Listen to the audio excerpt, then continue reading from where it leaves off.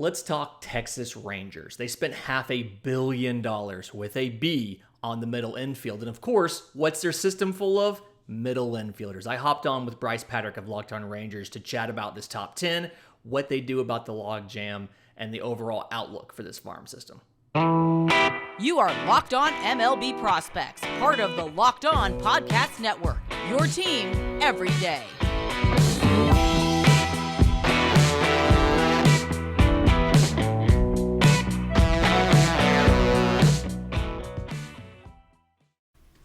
You are locked onto the Texas Rangers. I'm your host, Brice Paterik, here today with Lindsey Crosby. I tell you about his show every single day. He is the prospect expert encyclopedia. We are here to talk Rangers, prospects, all things Jack Leiter, all things AA Frisco, all things all across the Texas Rangers farm system. But first, thank you guys so much for making Locked On Rangers and Locked On MLB Prospects your first listen every day. If you're not already, go ahead and follow me on Twitter at Brice Paterik. Follow Lindsey Crosby at Crosby Baseball, and subscribe on YouTube or wherever you get your podcasts. Now, Lindsey, we are here to talk about this loaded Rangers system, which has been a while since I've been able to genuinely say that without lying. What are your initial thoughts on this Texas Rangers system? So you can't tell from my top 10, but the Texas Rangers have 37,000 middle infielders, which works out well because you also have literally $500 million in middle infielders at the major league level. So I'm really interested in the versatility of a lot of these guys. But no, just really loaded system. Lots of guys that I really love. And the thing with this system is so many of these guys have like glaringly elite tools. And the thing that I always talk about on my show is when you're trying to figure out prospects and you're picking guys, you want them to be exceptionally good at something. And there's so many teams, it feels like they draft for just like, he'll be a good baseball player. Like that's useful to an extent. You have to have good baseball players, but you need guys that have elite level tools because you're trying to find superstars here. And like that is like you saw by your free agent frenzy how expensive it is to get a star. And so if you get guys with elite tools and then develop the rest of the package, you can get superstars in a much cheaper way. And there's guys in the system who could be superstars. Well, that's encouraging to say because that's something that I always say the opposite. I always say this Ranger system is really deep, but there's not a lot of real stars. But I wanted to get into your top 10. I looked at yours, and we have pretty similar. We have the exact same players in our top 10. The placement is pretty similar, but I want to go through my top 10 and see what surprises you. It also, you admitted that you had not seen my top 10, which is very rude that you haven't listened to every single episode of my show. Very rude of you. But anyway, let's start with my number 1, Josh Jung. Number 2, Jack Leiter. Number 3, Cole Winn. 4, Ezekiel Duran. 5, Owen White. 6, Justin Foscue. 7, Evan Carter. 8, Josh H. Smith. 9, Luis Angel Acuna, and 10, Dustin Harris. I do say Josh H. Smith because there was a different Josh Smith with some other middle initial that was a reliever in Hickory last year, so they had to differentiate. Why he got the middle initial, I don't really know. Actually, the other one might have had another, but actually used his middle initial, but I can't remember what it is, so kind of eluding me at this point. But yours is a little different than mine. Yeah, and the big change there, I mean, obviously the top, I have Jack Leiter number 1 and Josh Jung number 2, Cole Winn at 3, Ezekiel Duran at 4. Here's the big difference. I have Dustin Harris at 5, and I think that's a whole conversation we're going to end up having. Justin Foscue at 6, Owen White at 7, Evan Carter at 8, Josh Smith at 9, and Little Acuna at 10. And for me, yeah, we just have a little bit different opinion on Dustin Harris, and for me, it's the quality of the hit tool. That's something where I feel like he's one of the better in the system. He's the only player in the minor leagues last year that had like 20 or more doubles, home runs, and less than 100 strikeouts. And to me, it's one of those things where it's surprising that he's grown that much since he was part of that Mike Minor deal, but it's absolute thievery. Yes. But it's something where, like, I mean, you look at the 90th percentile exit velo of 101. You look at the track record he did last year, and I think it's me overcorrecting from the previous year, the ratings I had him before. But part of it, and I think part of that too, is the question about where's his defense going to go. I mean, I'm not as Yeah. worried about some people as his defense, because now we have a designated hitter. There's places you can put him. I will say he is. You have him listed as a corner infielder. He's listed primarily as an outfielder. He's going to play mostly left field. He is still going to get some games, his manager said, at first base. They didn't say he was going to get games at third. I have to imagine they'd still want him to play at least a little bit. But, I mean, first base, the entire Rangers infield, like not just the middle infield guys, but the entire Rangers infield is pretty much locked and loaded for the next half decade or so, with Nathaniel Lowe at first base and Josh Jung pretty much written in pen at third base, plus those other guys that are there. But yeah, I'm the high guy on Josh Jung. I'm because of Evan Grant of the Dallas Morning News ranking him number one. I'm not the only person to put him number one in my rankings. Part of that is my Texas Tech bias. I have actually seen him in person since he was a freshman at Texas Tech, him and Shea Langoliers, and I have been a really high guy on him. But I did this before Jack Leiter had pitched in a professional game at that point, and Josh Jung was literally knocking on the door of the big leagues, and had he not had that shoulder injury, he would be the Rangers' opening day third baseman. And, he is, I think you listed him as out for the year. He's going to be back. He's probably not going to play third base this year, but he's scheduled to be back probably sometime around the mid to late August. But he's pretty much going to be in just a DH only type of role. I don't know if he's going to be healthy enough to start playing third base by the end of the year, but I do think he will be back in a lineup. What lineup it is, I'm not exactly sure, but I wouldn't be surprised if he made his major league debut towards the end of the season, because this guy is as hard a baseball worker as there is, and I really want the Rangers to draft his little brother Jace Jung this year, and I know that Josh Jung does as well. Yeah, I mean, it's something where his brother plays second. Obviously, you kind of have the question, if you're bringing him in, where do you intend to play him? But no, I actually like the idea of him having a chance to DH and kind of dip his toe into high level pitching and into MLB before trying to also worry about playing third at the major league level. So I didn't necessarily realize he was going to be back in time to make an impact this season, whether it's at Round Rock or in Arlington. I really am excited about seeing him up there finally. But yeah, no, it's the thing for me. I think the reason I ended up moving him down to second was ultimately the defense. He's a very hard worker, and he has gotten better at it, but I just didn't necessarily, he has the arm strength. He's worked on his accuracy throwing to first. I just didn't necessarily feel like his defense and his speed warranted number one prospect in the system status, but he is I do have him very high up there. I do expect him to have the job next year. I feel bad for Charlie Culberson. I don't necessarily know where Charlie's going to play because, like you said, you mean Andy Ibanez. Andy Ibanez is the opening day third baseman for now, which is a real nice surprise because I watched him in Double-A for a while and I was like, I don't really get what they're seeing in this kid, but he worked on his defense. He's actually a average defensive third baseman. But there's one more guy that I want to talk about in the top 10 that I think you should be higher on, because and I probably should have had him higher in my rankings, but that's Owen White, and I had him all the way at 5. But the stuff that he showed last year in the fall league, and he missed some significant time because he is, as one Rangers prospect writer called him, bar fight White, because he is a very fiery guy. He punched the ground and broke his hand, and that's why he missed a lot of time. But his stuff is absolutely disgusting. It is electric. He has had some prospect writers put a future 70 OFP on him because his stuff is some of the nastiest in the system.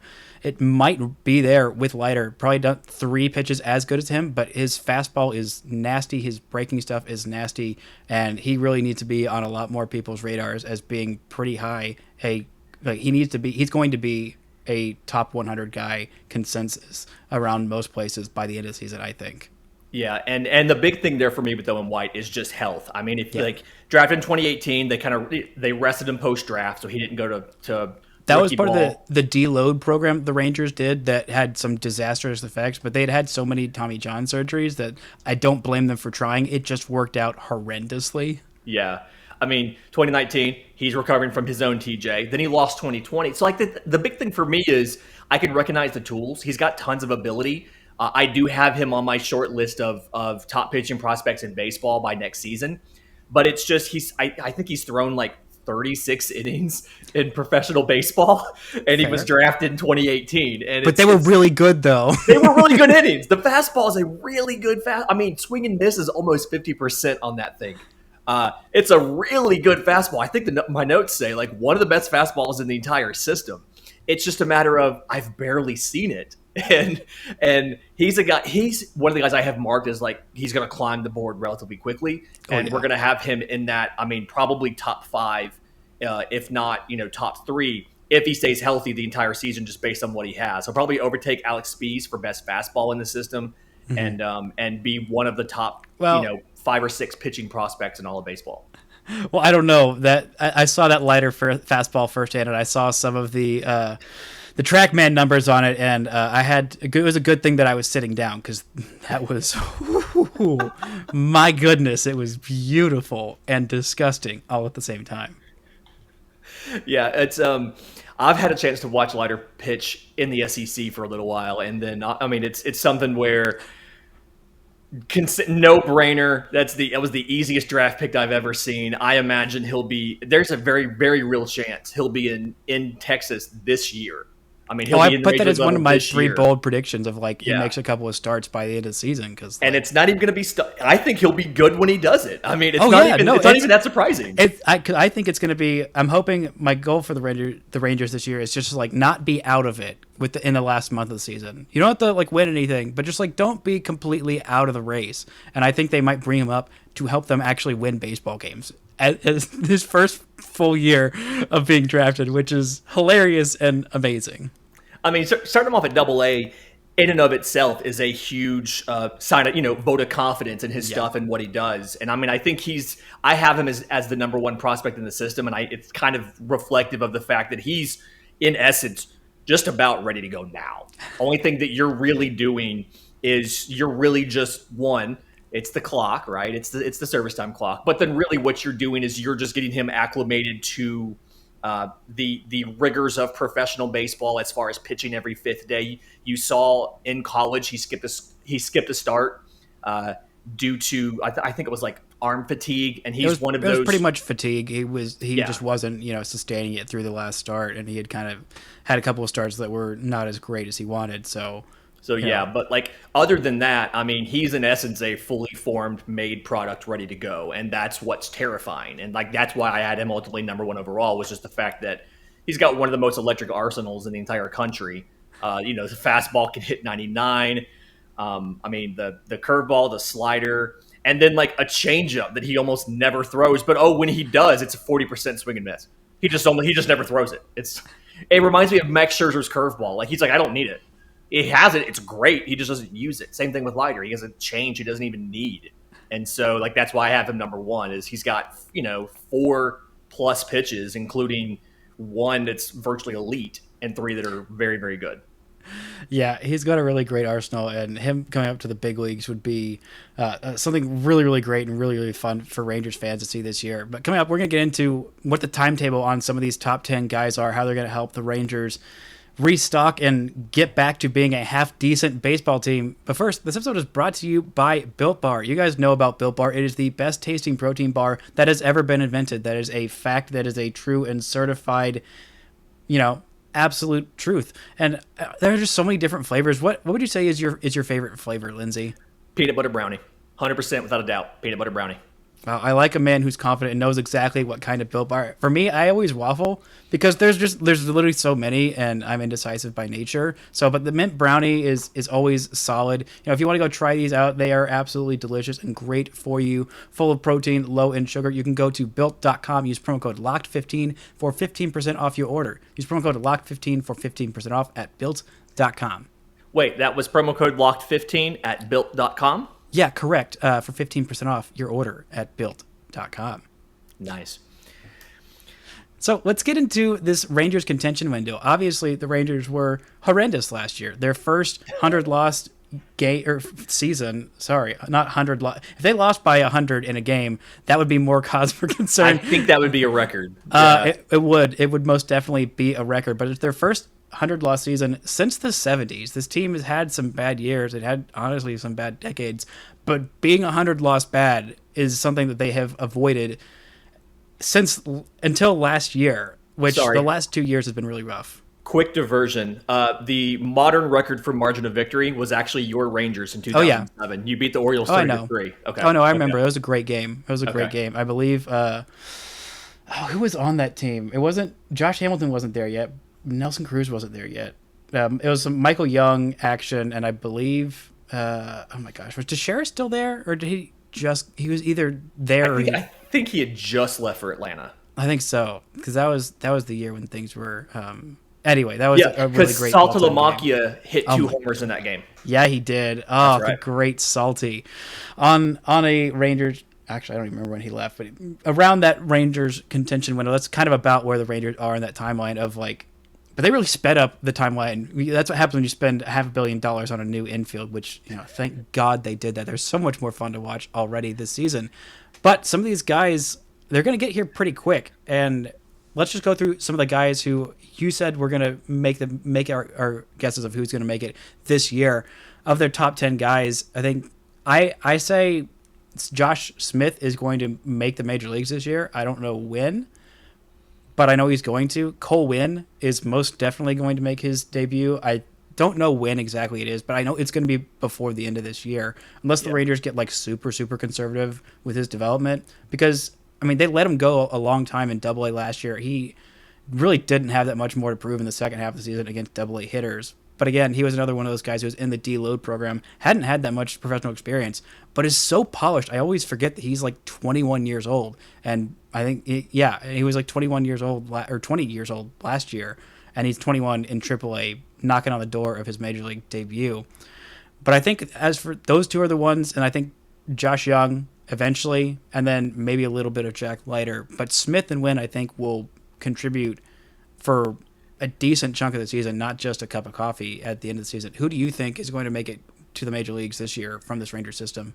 So I had Smith and Wynn as well. And the question for Smith for me was like, where does he play? And, and when I do things like this, I assume that guys are healthy. Like, I'm not going to assume you're going to have somebody get hurt and miss a bunch of time. And so he's a guy who I think, and if I remember right, my very first episode when I took over this show, I answered a listener question about Josh Smith. And I said, I think Josh Smith would be a pretty decent outfielder. And so like, that's something where I think you could, if he plays the outfield, you could have him up sooner rather than later. But either way, I have Smith and Wynn as guys coming up in 22, and then Duran, Harris, and Foscue in like my 23 batch. Yeah, the question about Smith is a good question because he is a legit shortstop, and he almost broke camp with the Rangers. That's how well he did in spring training. He really was knocking on the door there, and if he wasn't, primarily an infielder, the Rangers wanted to get, quality at bats, and they want him to be in AAA because I don't think he's seen AAA yet before this year. But I think he can play center field. I think that's the question. He's going to be fighting with Leody Taveras, who is an insanely good defensive center fielder, insanely good, but could not hit anything at the major leagues last year, despite having a really solid AAA season. He's off to a really solid start in his first, 4 or 5 games in AAA. I think he's hitting around like 500 and hitting the snot out of the baseball, which you love to see. He's another guy, a guy who's been on the radar for so long. Fans kind of write him off, but I think he's 23 at the oldest and could provide a lot of value in center field. But Josh Smith is a guy who I really like. I think I'm lower on him. There's a lot of these guys, most of these guys in the top 10, and I'm like, I should be higher on this guy. I should be higher on him. But then who do I, knock down? It's like, it's a nice problem to have because in years past, I did like a top 20 prospects because those are the only guys where I was like, all right, maybe 20 of these guys are going to be big leaguers in some capacity. But I think he's going to play a lot of outfield. Him, and I'm surprised Duran isn't playing more outfield. Same. Because he started at shortstop last night. Him and Jonathan Ornelas, I think, are going to split time between second and shortstop. But his manager did say he was going to get a little bit of time. He just said up the middle, and I'm like, so do you mean second and short? But like, what about center field? He's like, yeah, no, I think he'll get some time up there. And I'm like, okay.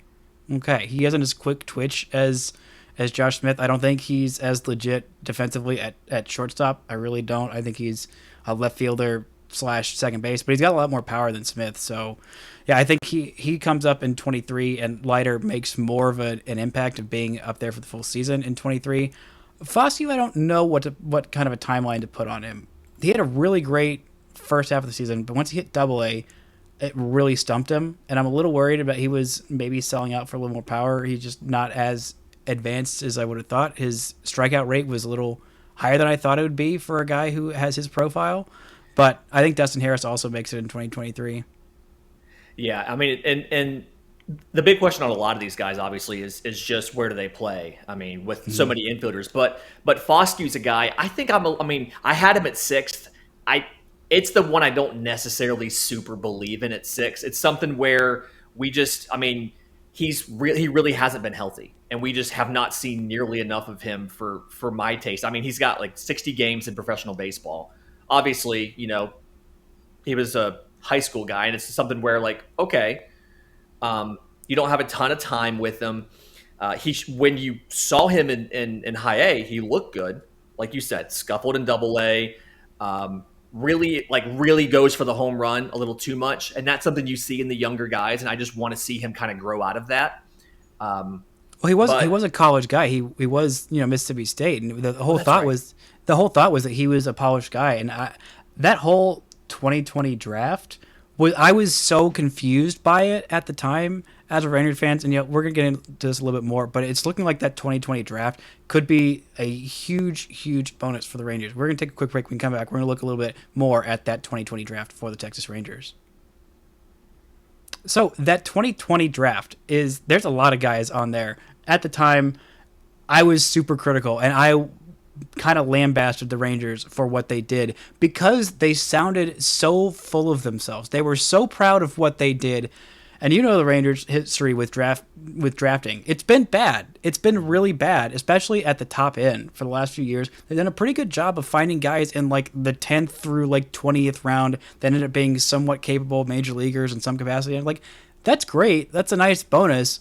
But when you keep screwing up these top picks, like before these last few years, the Rangers' first-round pick history was terrible. I mean, Joey Gallo was one of the few ones that actually came up and made an impact, basically since Mark Teixeira. Like, that's how long it had been since the Rangers did well of drafting a first-round pick. And they were just like, every draft expert was like, I don't know what these Rangers are doing with these like high school kids, like TK Roby and with Evan Carter and with a couple of the other guys and Foscue too. They're just like, this is dumb. And they're like, we think we outscouted everyone. And I'm like, your history says you did not. Maybe you did, but like your history says, no, you probably just, screwed up really bad on this one. And it's looking like, no, they were pretty right about that.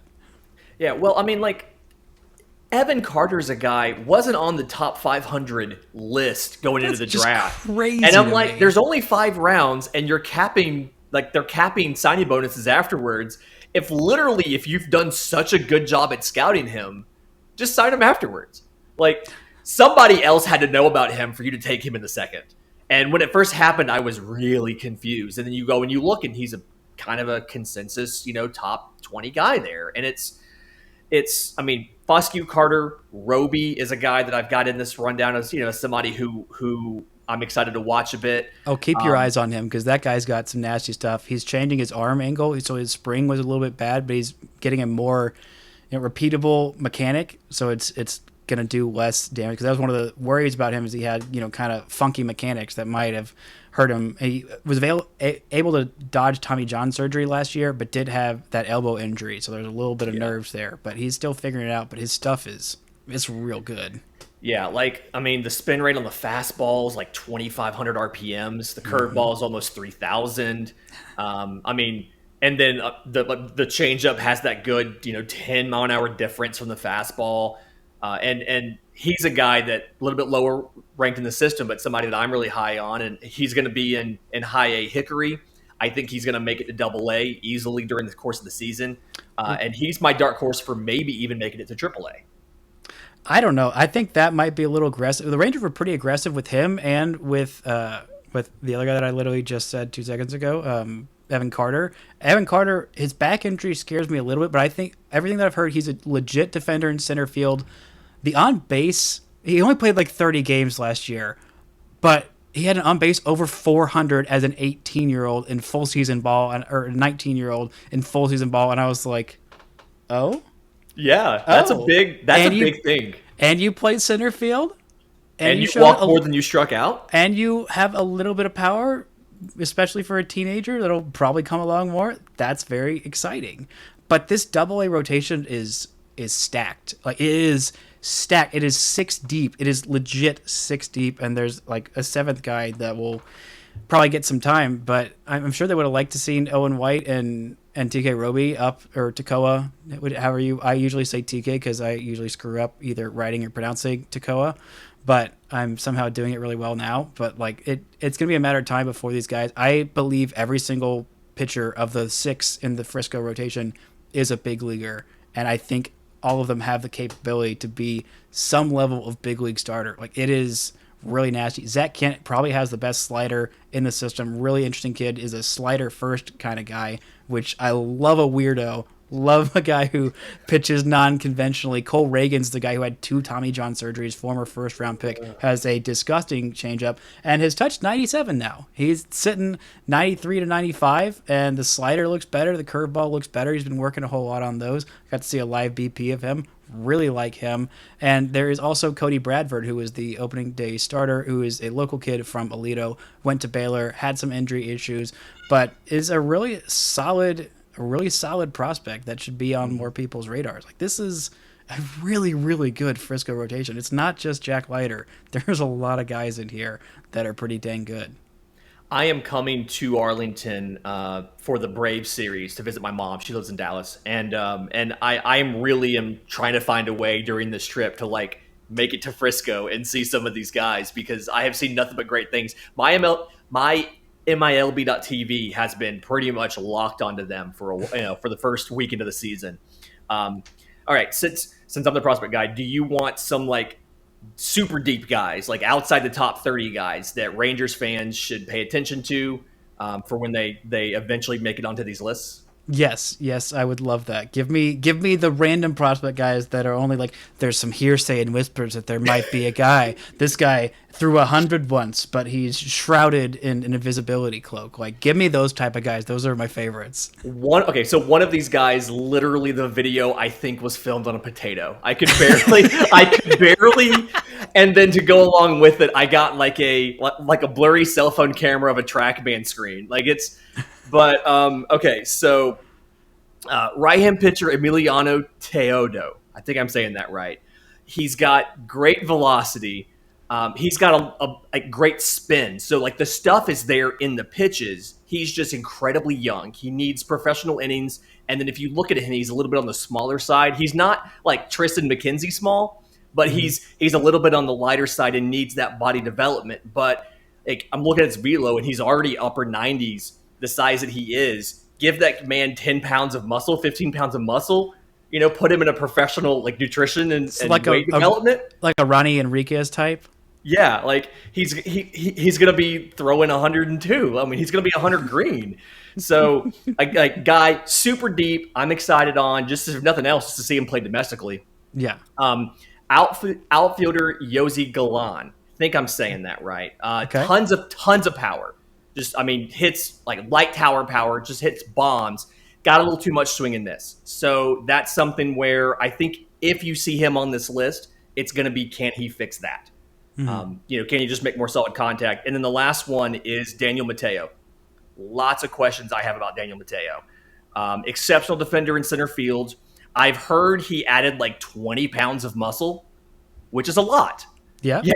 That's a lot. And so the first thing I think of like Jason Dominguez of the Yankees, who went from like plus speed to average speed because he kind of thickened up a bit. He was eating stuff that was not Built Bars. He was eating candy bars, not Built Bars. And so Daniel Mateo added 20 pounds of muscle. I want to see how fast he is. I'm worried he may have to move to a corner, but I still think he'll have above average defense at a corner spot. He's got contact ability. If he can trade some of that speed for some power, have above average defense in a corner, you're going to be incredibly happy. I just need to see him run a little bit first. But 3 guys who pretty deep in the system, but have a lot of intriguing tools, are going to be in the low minors this year, and hopefully they can be part of like the tail end of that next wave coming to Texas. Yeah, and we talked a little bit at the top of the show about the depth of middle infielders, and there are quite a few of them, but I think I think there's only a couple of them that I feel like are legit shortstops. Because at this point, you've got Luis Angel Acuna, we both had in the top 10. Josh Smith, I think, is a legit shortstop, but his bat is going to be good enough to where the Rangers are going to want it in there and probably will end up putting him in the outfield. Acuna, I think, is a legit shortstop. Maximo Acosta is a guy who is at number 11 on my list and is kind of, fringy in there. Trevor Hover was listed as a second base / left fielder. That dude is just going to be playing left field. That is not an infielder. Davis Wenzel is a guy who I don't think most people have on their prospect list. He was what's the compensatory round, not the complimentary round. But he was picked literally right after. What a very nice round you have there. It's so nice of your round. Oh, you're so pretty this round. But he was picked right after Josh Jung. They're both co-players of the year in the Big 12 that year. And I was just kind of confused by the pick at the time because, they looked very similar. Obviously, they both had, some questions about their power. He's turned out to be a little bit better of a defender. I think he is legit shortstop. He kind of strikes me as a Culberson type, and that there's not going to be a lot of power there. I would have liked to see more of that, but I think he's going to have a pretty long big league career as a backup utility guy because he plays a pretty decent shortstop, pretty good third base, plays some second base and some corner outfielder. Good dude, likable dude, impeccable flow, just impeccable flow, and I think he's going to be on some rosters for a long time. If not, pushing Charlie Culberson, maybe even this year, depending on how fast he gets that bat around AAA pitching. And part of that for him is he's just had bad luck with injuries. I mean, once he's healthy, I have him at like 32 on my board. I have him right above Bubba Thompson, who just needs to stop striking out so much. For the love of goodness, man, cut it out. That guy made some pretty big developments last year in terms of like plate like approach to the plate and ability to recognize spin. Like it was like 2019, and I was kind of like, I don't want to give up on a kid. Yeah. With those kind of tools, it was a first rounder. Also, he is a kid from Alabama, so like I've got some love for that there. And I think he was also thinking about signing with Bama to play football. Before he got drafted in the first round, which is a great career move. But he started to figure things out. Those tools are loud, and if he can, have at least an average approach, like he could be a big league starter. That things would have to go better, but I think he's going to be, at the very worst, an impact bat off the bench and provide some pretty decent outfield defense and speed. He's got some loud tools, and to be a major league bench player, you got to have some loud tools. You can have some deficiencies like he does with the approach, but you got tools like that. The Rangers, any team, should give you a long leash to figure things out. Yeah, I mean, just the athleticism's there. He can play, and that's something where, okay, there's always a role for that kind of guy in baseball. He can field, he can hit enough, he can run. You're going to be able to use him. And I want him to do more. He was an Auburn commit for baseball before he was an Alabama commit. He flip-flopped, and so a little bit of me is like, you can't go from one to the other. That's not how it works. I mean, it did for, I can't remember that linebacker that got an Auburn tattoo and then transferred to Alabama. Rashawn Evans. That's the one. Rashawn Evans. Absolutely. He got an Auburn tattoo, and then he flipped from Auburn to Alabama. Or was that Reuben Foster? Oh, Reuben Foster. You're right. I was like, Foster. I can't remember exactly who it was, but local kid too. I'm glad that we got some Auburn Bama rivalry into this podcast. Waited till the 30th. I knew it was going to come out sometime. I made sure to wear my Alabama shirt, even though my head is covering up this Alabama flag. But you knew it was going to come out sometime. The Auburn Alabama baseball series is actually going to be pretty impactful this year. Both teams are like neck and neck in the SEC West behind Arkansas, and so the Iron Bowl of baseball is actually going to be a big deal this year. So the Iron Base Bowl. No, got him. There you go. About to say, I played my one athletic flex is that I played club water polo for Bama, and every time that we played Auburn, we called it the Iron Fish Bowl, and it was one of my favorite things. And we were undefeated, 3-0 in my 3 Iron Fish Bowls during my long and storied 2-year career as a backup club water polo player for the University of Alabama. I got my MBA from Auburn and had no idea we even had a club water polo team. So I had no idea we even had one. Nobody knows. We only do travel tournaments, but we actually did have a travel tournament in Auburn. So I have seen the plains in my time at Alabama. But this has been a lot of fun talking Rangers prospects with you.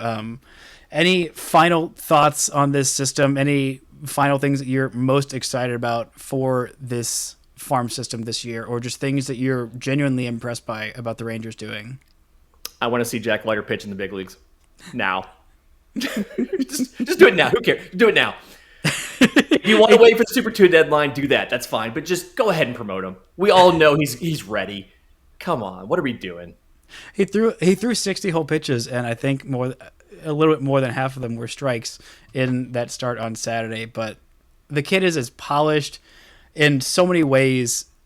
At interviews, you could tell that this is literally all he wants. Like I put Josh Jung really high up because of his makeup, but like Jack Leiter has a really high makeup too, and both of them are absolutely clinically obsessed with baseball. Like Josh Jung has been hurt, and while he's been hurt, he's been at every spring training game, talking to everybody, sitting on the bench, absorbing every little thing that he could. And I know Jack Leiter is so ridiculously solely focused on baseball. You can tell in his interviews. Not that he's like a jerk about it, but he's just like, yeah, I know the stock answer to give. My dad pitched in the big league for 20 years. He's also on television, so I know how to answer your stupid questions and make me look nice and make the Rangers look nice, and also let you know that I don't give a crap about any of this. I just want to go out and annihilate hitters, which is what Rangers fans absolutely love. Yeah, that is his version of I'm just here so I won't get fined.